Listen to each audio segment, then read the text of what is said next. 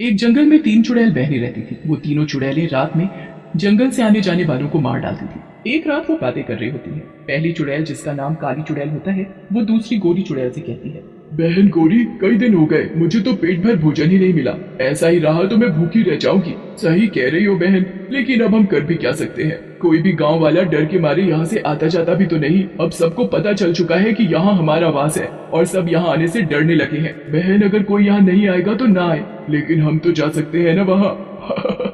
तभी बड़ी देर से शांत बैठी बड़ी चुड़ैल बोलती है, तुम दोनों शांत रहा करो। गांव में जाने की बात करती हो, तुम्हें पता नहीं है वहाँ तांत्रिक भी रहते हैं। कहीं हमारे हाथ से ये जंगल भी निकल जाए। तुम भी ना बहन, कितनी डरपोक हो। अरे कुछ नहीं होगा, इन गांव वालों के बस का कुछ भी नहीं है। भला ये हमारा क्या बिगाड़ लेंगे। गोरी चुड़ैल भी काली चुड़ैल के समर्थन में बोलती है, सही कह रही हो बहन, इन गांव वालों के बस का कुछ भी नहीं है। ये हमारा कुछ भी नहीं बिगाड़ पाएंगे। उन दोनों की बात सुनकर बड़ी चुड़ैल बोलती है, देखो तुम दोनों को जाना है तो जाओ, लेकिन मैं नहीं जाने वाली गांव के अंदर। तुम्हारी मर्जी, हम दोनों तो चले। ऐसा कहकर गोरी और काली चुड़ैल गांव की तरफ चल पड़ती है। गांव के बाहर पहुंचने पर उन्हें गांव के अंदर खूब चहल पहल मिलती है और चारों तरफ लोग ही लोग होते हैं, जिन्हें देखकर दोनों चुड़ैलें खुश हो जाती हैं और आपस में बातें करने लगती हैं। अरे वाह, कितनी भीड़ है यहाँ इस गांव में। हमारा तो सालों तक खाने का इंतजाम हो गया। सही कह रही हो बहन, लेकिन हम अगर इस तरह से गांव के अंदर गए तो गांव के लोग हमें देखकर डर जाएंगे और हमें यहाँ से भगा देंगे। हम दोनों को गांव के अंदर जाने के लिए भेष बदलना होगा। ऐसा कहकर दोनों चुड़ैलें अपना भेष बदल लेती हैं। दोनों बहुत ही सुंदर लड़कियां बन जाती हैं। गोरी चुड़ैल काली चुड़ैल को देखकर बोलती है, अरे वाह काली चुड़ैल, तुम तो बहुत ही खूबसूरत लग रही हो। कहीं ऐसा ना हो गांव वाले पीछे ही ना पड़ जाए तुम्हारे। क्या बहन, तुम भी जरा अपने आप को देखो, बिल्कुल गोला बम लग रही हो। वो दोनों गांव के बाहर खड़े होकर बात कर रही होती हैं।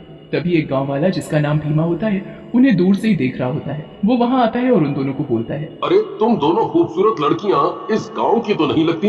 यहाँ क्या कर रही हो और क्या नाम है तुम्हारा?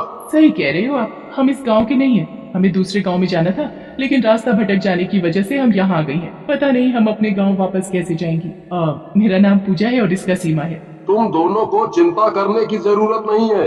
जब तक आप लोग चाहो यहाँ रह सकती हो। मेरे पास गांव में ही एक दूसरा मकान है जो कि काफी दिनों से खाली है। फिर भीमा उन दोनों को लेकर अपने घर चला जाता है। अगली सुबह गांव वालों को पूजा और सीमा दिखती है। गांव वाले उन दोनों को देखकर हैरान होते हैं और भीमा से पूछते हैं, अरे का हो भैया, ये दोनों लड़कियां तुम्हारी साली है का भीमा भैया? तभी दूसरा गांव वाला, जिसका नाम पप्पू होता है, बोलता है, अरे सुरेश भैया, तुम भी क्या बात बोल रहे हो? इस भीमा की इतनी खूबसूरत सालियां। भला ऐसा कहीं हो सकता है? भीमा की शकल तो देखो भला। उन दोनों की बात सुनकर भीमा को गुस्सा आ जाता है और वो बोलता है, तुम दोनों मनहूसों को बहुत मजाक सूझ रहा है। अगर मुझे गुस्सा आ गया ना तो तुम दोनों को मैं नहीं छोड़ूंगा। चलो उठ लो यहाँ से। भीमा को गुस्से में देखकर दोनों वहां से चले जाते हैं। रात होते ही दोनों चुड़ैलें अपने असली रूप में आ जाती हैं और शिकार की तलाश में निकल जाती हैं। तभी उनको वहां एक गांव वाला दिखता है। अरे वाह, मजा आ गया। कितना मोटा ताजा गांव वाला आ रहा है, इसे तो खाकर मजा ही आ जाएगा। चलो काली चुड़ैल, इसका शिकार करते हैं और अपनी भूख शांत करते हैं। ऐसा कहकर दोनों चुड़ैल उस गांव के पास जाती हैं। चुड़ैल को देखकर गांव वाला घबरा जाता है और बोलता है,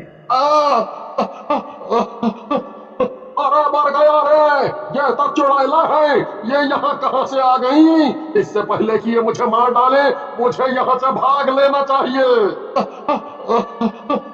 ऐसा कहकर गांव वाला वहां से भागने की कोशिश करता है, लेकिन दोनों चुड़ैलें उसको पकड़ लेती हैं। राजा, कहाँ तक भागोगे? हम दोनों से आज तक कोई नहीं बचा है। ऐसा कहकर चुड़ैलें गांव वाले को पकड़कर मार डालती हैं और खा जाती हैं। आज भूख मिटी है कितने दिनों बाद। अगले दिन गांव वालों को उस गांव वाले की लाश मिलती है। गांव वाले उसकी लाश को देखकर घबरा जाते हैं। तभी भीमा वहां आता है और लाश को देखकर बोलता है, अरे ये तो दिनेश है, लेकिन इसको इस बुरी तरह से किसने मारा? कहीं कोई जानवर तो नहीं आ गया? भीमा भैया, हमको यह किसी जानवर का काम नहीं लगता। हमको तो ये किसी चुड़ैल का काम लगा था। हाँ। तुम कुछ भी बोलते हो पप्पू, कोई चुड़ैल वुड़ैल नहीं होती, समझे? फिर गांव वाले मिलकर दिनेश की लाश का अंतिम संस्कार कर देते हैं। उसके बाद तो अक्सर गांव वालों को किसी न किसी की लाश मिलती, जिसकी वजह से गांव वाले भी परेशान हो जाते हैं। एक रात गोरी और काली चुड़ैल शिकार की तलाश में जा रही होती है। तभी वहां पर बड़ी चुड़ैल आ जाती है और बोलती है, अरे कैसी हो तुम दोनों? काफी अच्छी और मोटी दिख रही हो। बड़ी चुड़ैल वो तो है, काफी गांव वाले खा लिए हमने, हमारी तो हर रात पार्टी हो रही। सही कह रही हो गोरी चुड़ैल। वो इंसान कौन सा गाना सुनते हैं? अभी तो पार्टी शुरू हुई है, अभी तो पार्टी शुरू हुई है। उन दोनों की बात सुनकर बड़ी चुड़ैल बोलती है, तुम दोनों का आतंक बहुत बढ़ गया है, अब थोड़ा शांत रहो, नहीं तो ये इंसान तुम लोगों को मार डालेंगे। बड़ी चुड़ैल की बात सुनकर गोरी और काली चुड़ैल जोर जोर से हंसने लगती है। हमारी चिंता मत करो बड़ी चुड़ैल, इंसानों की हिम्मत नहीं है हमें मारे, वो हमारा कुछ नहीं बिगाड़ पाएंगे। लेकिन मुझे लगता है तुम हमारी किस्मत से जल रही हो। भला मैं क्यों तुमसे जलने लगी? मैं तो दोस्त होने के नाते तुम्हें सिर्फ समझाने आई थी, बाकी तुम्हारी मर्जी। ऐसा कहकर बड़ी चुड़ैल वहाँ से चली जाती है। उसी गांव में राजा नाम का एक मनचला रहता था। एक दिन उसकी नजर पूजा और सीमा पर पड़ती है। वो उन्हें देखता ही रह जाता है और उनके पास जाता है। आप दोनों तो बिल्कुल फिल्म की हीरोइन लग रही है। इससे पहले आपको यहाँ नहीं देखा। हम दोनों पास के गांव से आए हैं, कुछ दिन यही रुकेंगे भीमा जी के घर। ऐसा कहकर पूजा और सीमा वहाँ से चली जाती है।